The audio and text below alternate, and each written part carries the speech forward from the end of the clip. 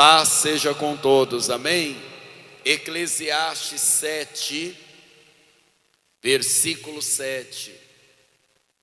Todas as pessoas que querem realmente prosperar, elas precisarão suportar a pressão, a aflição de alguns momentos, porque não há prosperidade sem suportar, né? As lutas, às vezes as pressões da vida. Não existe um empresário neste nosso Brasil que todos os dias não tenha que lutar. E alguns até dizem que ser empresário no nosso país é uma grande aventura, né? Se o Congresso Nacional decidir que uma escala vai mudar, o empresário vai ter que mudar toda a maneira dele trabalhar. Todos os comércios vai ter que mudar, os restaurantes, os bancos vão ter que mudar, porque já operam. Se o preço de um tecido cresce e outro diminui, a pessoa vai ter que mudar o jeito que vai fazer.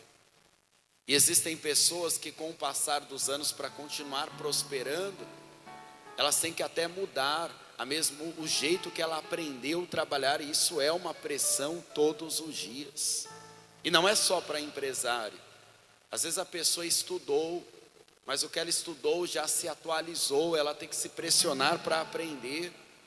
E se você não estiver firmado na palavra de Deus, olha o perigo da opressão em Eclesiastes 7, verso 7, a parte A. Verdadeiramente, a opressão faz endoidecer até o sábio. Você acredita na recomendação da palavra de Deus? Deus não quer que você enlouqueça com a opressão, mas que nas suas maiores dificuldades, Deus use a sua vida para os maiores milagres de provisão em nome de Jesus, amém? Então eu vou reler o versículo de número 7, a parte A, e você, por favor, repete bem alto, bem forte, em bom som e alta voz. Vamos lá. Verdadeiramente, a opressão faz endoidecer até o sábio, amém? Feche os teus olhos, por favor. Senhor nosso Deus e nosso Pai, por essa palavra, mostre para nós a saída, o escape. Mostre para nós a luz no fim do túnel que muitas pessoas não conseguem enxergar. E envia a tua palavra com poder e autoridade, e que a sua palavra, que nunca volta vazia, tua palavra vá e a tua palavra produza o resultado, em nome de Jesus. E quem crê diga amém, diga graças a Deus, e pode sentar, por favor. Imagina, gente, que a vida tem vários momentos de opressão, vários momentos. O pai de família, a mãe de família, o homem ou a mulher da casa, tem a pressão de todos os meses ter que pôr o pão na mesa, pagar as contas, cuidar dos filhos. Tem pessoas que cuidam hoje dos seus pais, dos seus irmãos, dos seus parentes. E todo ser humano, ele é submetido à pressão todos os dias. Todo ser humano. Alguns se entregam às opressões e acabam caindo no vício. Outros se entregam à opressão e acabam, infelizmente, até enlouquecendo. E nos piores dos casos, as pessoas que se entregam à opressão e enlouquecem, elas dão cabo até à própria vida. Grandes milionários que perderam tudo, que faliram empresas, não suportaram. E infelizmente atentaram contra a própria vida, porque não suportaram se levantar. Nós podemos dizer para você: é só pessoa fraca que fica oprimida. Só que existem situações que você não sabe o que fazer. Imagina você voltando de uma batalha, igual o rei Davi, que lutava muitas batalhas. Ele ainda não estava no trono de Israel. Saul é o rei em Israel. E quando a pessoa chega de uma batalha, o que mais ela quer?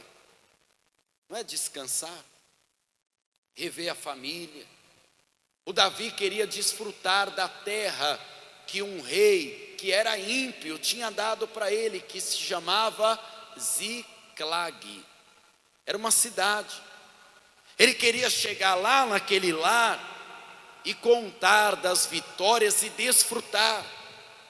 Mas quando ele chega daquela pressão, ele recebe uma opressão sobre a vida dele. Olha o que está escrito em primeiro livro do profeta Samuel, no primeiro livro do profeta Samuel, no capítulo 30. Primeiro livro do profeta Samuel, capítulo de número 30, versículo de número 1. Primeiro livro do profeta Samuel, capítulo 30, versículo 1. Quem achou, diga amém. Sucedeu, pois, que chegado Davi e os seus homens ao terceiro dia a Ziclag, já os amalequitas com ímpeto tinham dado sobre o sul e sobre Ziclag, e tinham ferido a Ziclag, e tinham posto a fogo, e levaram cativas as mulheres que estavam nela, porém a ninguém mataram, nem pequenos nem grandes, tão somente os levaram consigo, e foram pelo seu caminho. E Davi e os seus homens vieram à cidade, e eis que estava queimada a fogo. As suas mulheres, seus filhos, suas filhas eram levados cativos. Então Davi e o povo que se achava com ele alçaram a sua voz e choraram, até que neles não houve mais força para chorar. Imagina chegar de uma guerra e os seus olhos estão refletindo o fogo do seu lar. Muita gente passa por isso, infelizmente. O sonho foi queimado. Ninguém morreu, é verdade, mas está todo mundo na mão do inimigo. Imagina a exaustão. E para quem acha que chorar é coisa só de pessoa fraca, coloca um urso, um leão ou um gigante na frente de Davi para ver o que ele faz. Davi não é uma pessoa fraca. Davi não é uma pessoa emotiva. Davi não é uma pessoa que sofre algum transtorno de fraqueza, não, mas ele é ser humano. O choro é pelo cansaço, porque está faltando força para ele. O que mais ele queria fazer era descansar, mas nem descansar ele pode, porque não tem casa que está de pé. A casa está pegando fogo. As pessoas estão chorando, então todos eles choram. A agonia é muito grande. E quantos empresários, antes de levantar a porta do seu comércio para começar a trabalhar, a pessoa parece estar enxugando o gelo e ela chora sozinha. Quantas vezes a pessoa que trabalha e às vezes está sendo até humilhada no trabalho, ela vai para o banheiro inúmeras vezes, não é para necessidades fisiológicas, é para a necessidade da alma de chorar para ninguém ver. Quantas pessoas no Brasil não estão trabalhando há muitos anos? Quantas pessoas estudaram, têm diploma na parede, e todas as vezes que veem como está a vida hoje, é de chorar. O Davi está chorando porque ele não está voltando de uma guerra e parece que a vida não é justa com ele.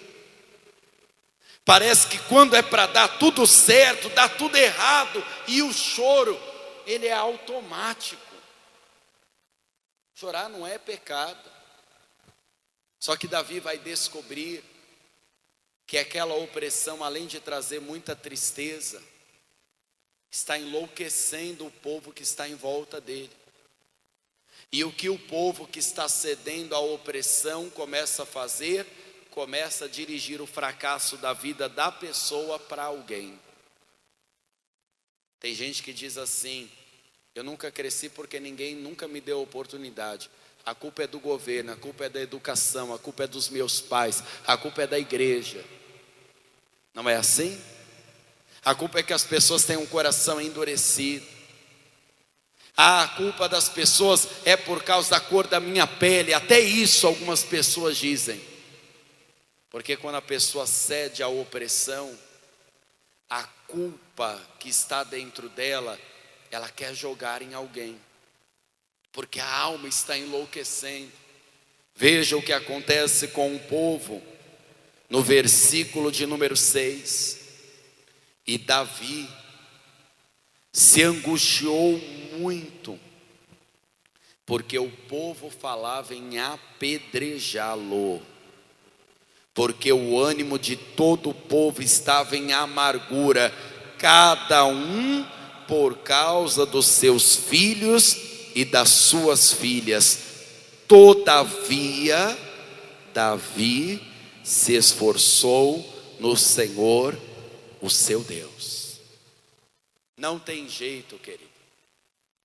Cada um na hora do problema vai olhar para o seu próprio umbigo. O milionário olha para o problema dele.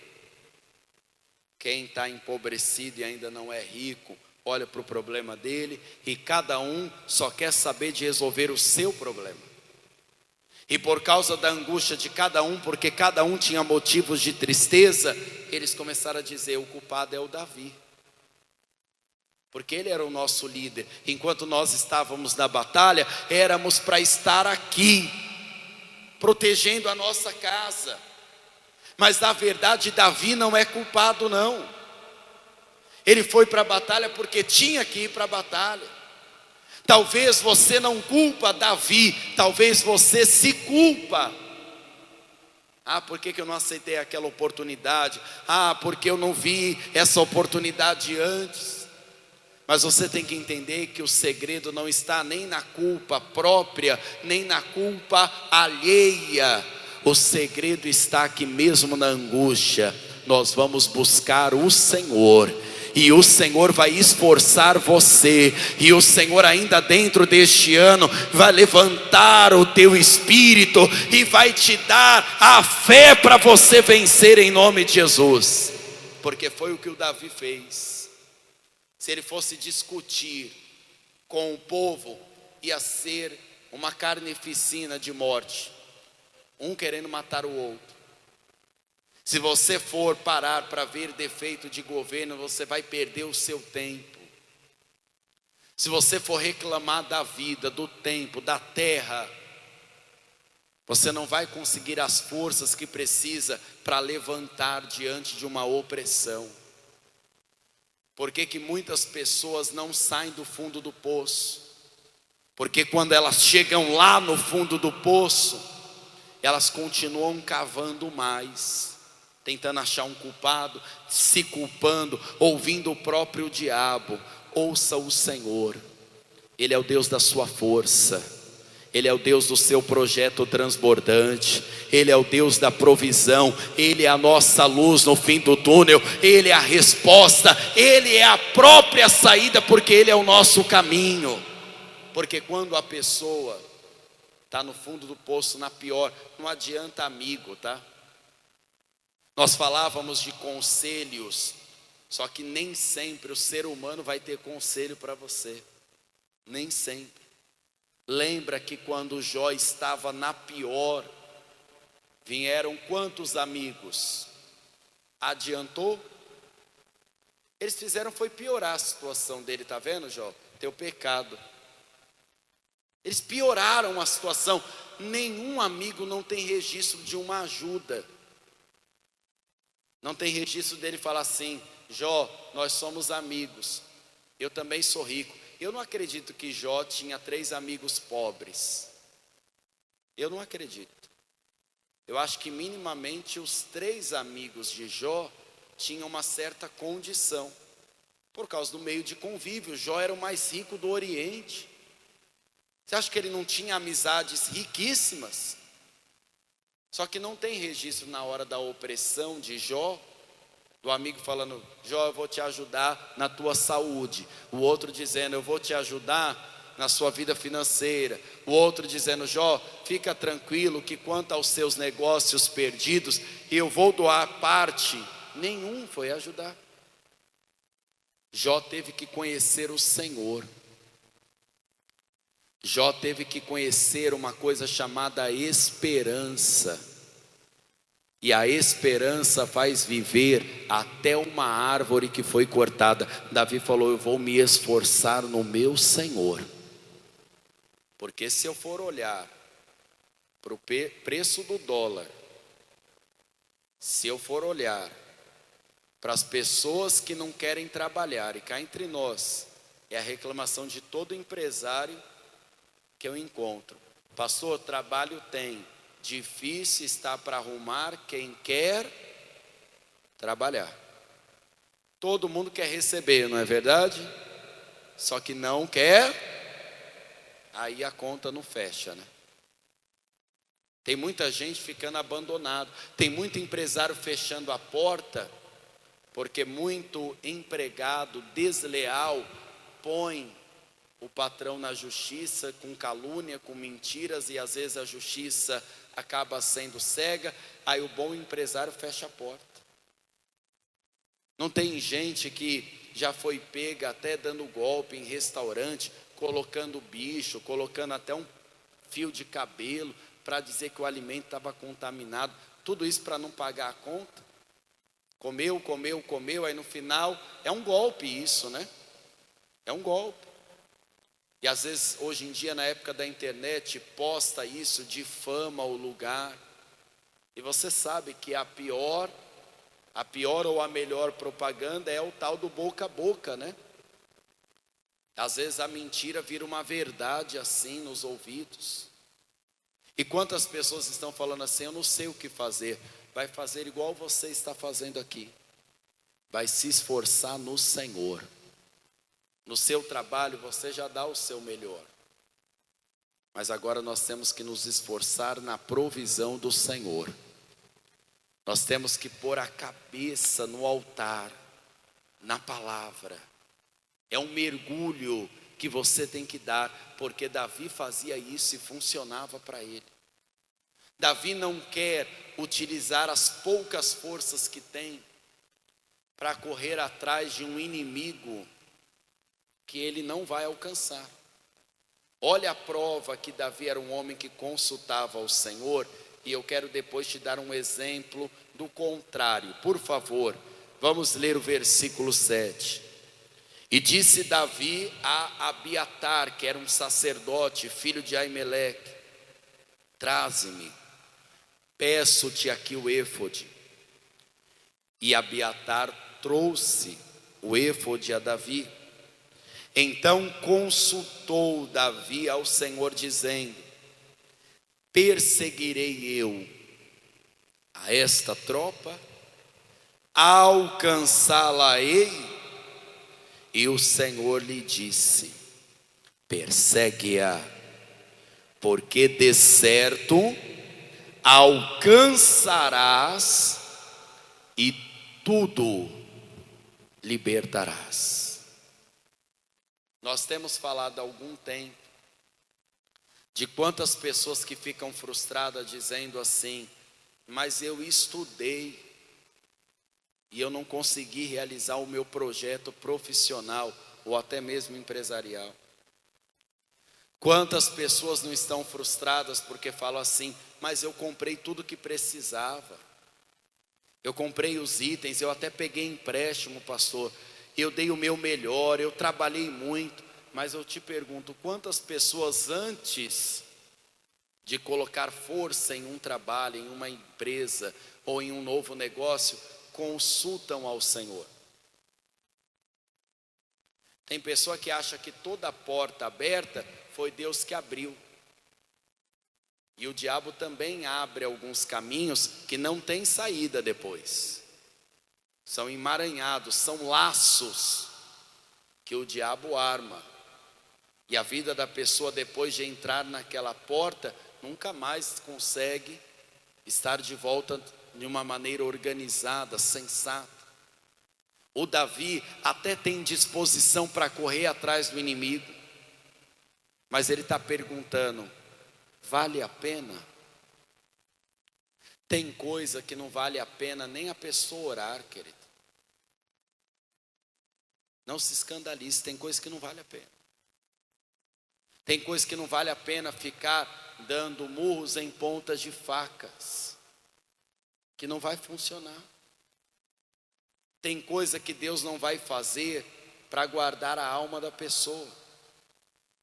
Existem pessoas impacientes, elas querem que aconteçam imediatamente, mas Deus sempre tem um tempo certo.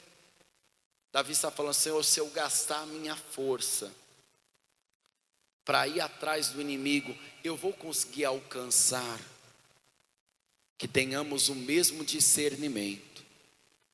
E quando Deus falar ao nosso coração, vai e faça, nós vamos com todas as nossas forças e faremos. E o nome de Deus vai ser glorificado. A provisão vai chegar. Pastor, Deus me deu uma direção, agora eu estou na dúvida. Não tenha dúvida, não tenha medo. Deus é contigo. Deus que começou contigo vai estar contigo até o fim, mesmo que pareça difícil. Davi vai ter que correr atrás do inimigo, que já fugiu faz 3 dias, tá? O inimigo está longe. Davi não sabe se as mulheres, se as crianças, se os jovens, se os idosos estão vivos ou mortos. Mas Deus está falando: vai, porque você vai alcançar e vai libertar todos em nome de Jesus. O seu sonho de prosperar não é só para enriquecer você, é para libertar muita gente. Porque a miséria é uma cela espiritual que muita gente está vivendo. Você sabe que fizeram uma conta, e para a pessoa ter uma vida digna no Brasil, uma família com 4 pessoas, sabe quanto uma pessoa deveria ganhar? R$ 6.500, 4 pessoas. A renda junta dessas pessoas deveria ser de R$ 6.500 e alguns trocadinhos lá, mas arredondando é R$ 6.500. Sabe quanto é o salário mínimo no Brasil? 1.500 para arredondar, né? Tem famílias com 6, 7 pessoas que vivem com isso. Como só Deus sabe. Só Deus sabe a misericórdia que é para abençoar uma casa assim. A questão de perseguir a prosperidade não é só por uma questão de luxo, tá, querido? Tem muita gente que confunde as coisas, é por isso que não recebe. Está pensando que é só ter um monte de dinheiro e ficar contando testemunho que é milionário. Não é isso, é para libertar a tua casa. É para libertar a sua mente também. É para libertar você de um Egito que Deus já te libertou. E Deus quer prosperar o seu povo, porque Ele ama a prosperidade do seu povo. Persegue sim, porque tudo você vai alcançar e a todos libertará. Davi percebe que boa parte do exército está cansado. E Davi permite que eles bebam água no ribeiro. Eles bebem água. E ainda Davi profetiza: quando eu voltar, todos nós estaremos sãos e salvos e abençoados. Amém? Vamos ficar em pé, por favor. Eu disse durante a mensagem que tem coisas que não vale a pena nem a pessoa insistir em oração. Tem gente que pensa que tem que orar por tudo, né? Eu vou te dar um exemplo claro, que tem coisas que não vale a pena nem orar, porque quando nós estamos em oração, nós estamos gastando a nossa fé, e a gente tem que ter propósito. O que é ter propósito? É o objetivo. Quando não tem objetivo, não adianta ficar orando, dando soco no ar, que não vai resolver. Davi estava em pecado, foi descoberto o seu pecado, e ele foi absolvido do seu pecado. Ele morreria, não morreu, e o seu filho, o filho do pecado, nasceu doente, e estava entre a vida e a morte, o recém-nascido. E o que Davi foi fazer? Eu vou orar. E ele não foi orar de qualquer jeito não foi fazer um pedido de oração não. Ele vestiu-se de pano de saco, colocou cinzas na cabeça, fez jejum de pão e água e foi realmente buscar o Senhor com toda a força que tinha e até a que não tinha. Chegou no momento que disseram para ele: Davi, o menino morreu. Deus quis assim. E Deus avisou para ele: eu vou levar para não ser vergonha em Israel a criança, porque era um filho fruto do pecado. Davi continuou orando por aquilo? Não. Se levantou, lavou-se, ungiu a cabeça, trocou a roupa e disse: agora eu vou comer. E todos ficaram indignados. Agora que o menino morreu, agora que era para ele estar naquela tristeza, meu Deus, não. Ele entendeu que a oração é a força que você tem que colocar para o objetivo claro. Deus já tinha decretado que ia levar aquela criança. Deus não iria ressuscitar aquela criança se ele fizesse 40 dias de jejum. Deus não iria ressuscitar aquela criança se ele colocasse mais cinza sobre a cabeça, ou se ele gritasse mais alto. Davi entendeu que a direção de Deus, ela é clara para quem está buscando a Ele. Tem coisas que Deus vai falar: não insiste. Não sei se Deus já falou com vocês, para você abrir mão de algo. Abre mão. Aí você fala: meu Deus, mas eu tenho razão, eu tenho um direito. E o Espírito Santo fala: deixa de mão, deixa comigo, deixa com Ele. E vai ter coisas que o Espírito Santo vai falar: insiste, ora. Mas você tem que se esforçar no Senhor, para que a sua força não seja em vão. E principalmente, tá? Para que você não ceda à opressão do mundo, tá? Porque eu vou falar para você, este ano realmente acertaram muito bem no projeto de vida, colocando aqui saúde física e mental, porque o que tem de gente cedendo às pressões, e é onde o diabo mais tem trabalhado. A miséria ou a nobreza é uma questão, da mente. Não é se a pessoa pensa ser rica, ela amanhã vai estar com um saldo bancário gigantesco, não é isso.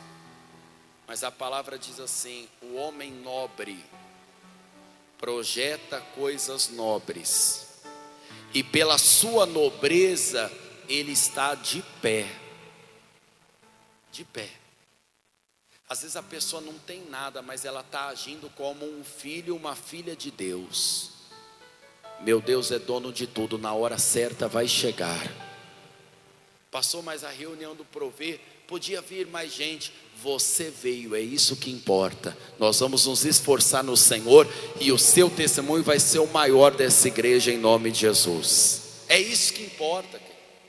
Estamos nos esforçando no Senhor, porque esforço no Senhor nunca é em